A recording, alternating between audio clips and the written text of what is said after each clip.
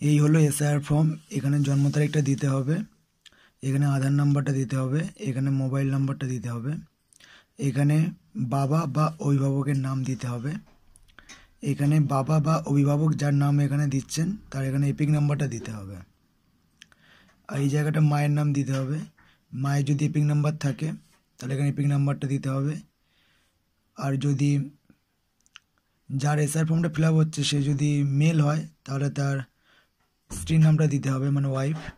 আর যদি সে ফিমেল হয় তাহলে তার হাজব্যান্ডের নাম মানে স্বামীর নামটা এখানে দিতে হবে। স্বামী বা স্ত্রীর এখানে এপিক নাম্বারটা দিয়ে দেবেন, এখানে যার নামটা লিখবেন তার এখানে এপিক নাম্বারটা দিয়ে দেবেন।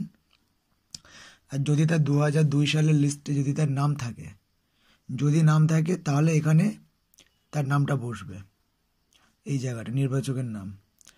আর তার নিচে তার এপিক নাম্বারটা বসে যাবে। এখানে আত্মীয়ের নাম বলতে বাবার নাম দিতে হবে, যেহেতু বাবার নাম যদি 2002 সালের লিস্টে থাকে তার বাবার নাম দিতে হবে। এখানে সম্পর্কে জায়গায় পিতা লিখতে হবে, যে যে জেলা থেকে দিচ্ছেন সেই জেলার নাম দিতে হবে, এখানে রাজ্যের নাম দিতে হবে এই জায়গাটা। আর এই বিধানসভা ক্ষেত্রের নাম এটা 2002 সালে অনুযায়ী হবে। এই বিধানসভা ক্ষেত্রের নাম্বার এটা 2002 সাল অনুসারে হবে, আর অংশ নম্বরটা 2002 সাল অনুসারে হবে। আর ক্রমিক সংখ্যাটা ওই 2002 সালের যে লিস্টটা তুলবেন সেই 2002 সালের লিস্ট, ওখানে যে ক্রমিক নাম্বারটা থাকবে সেই ক্রমিক নাম্বারটা বসিয়ে দেবেন। এই জায়গাটা আপনার সই করবেন, এই জায়গাটা বিএলও সই করবেন, তাহলে আপনার এসআর ফর্ম পুরো কমপ্লিট।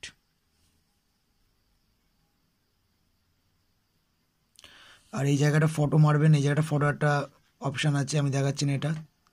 ফটোর এই জায়গাটা মারতে হবে, এই জায়গাটা ফটোটা মারবেন। এখানে কিউআর কোড আছে এই জায়গাটা কিছু করবেন না, এই জায়গাটা আপনার ফটোটা মেরে নেবেন। পাশে আপনার একটা ফটো দেওয়া থাকবে, আর আপনার রিসেন্ট ছবিটা এই জায়গাটা মারবেন।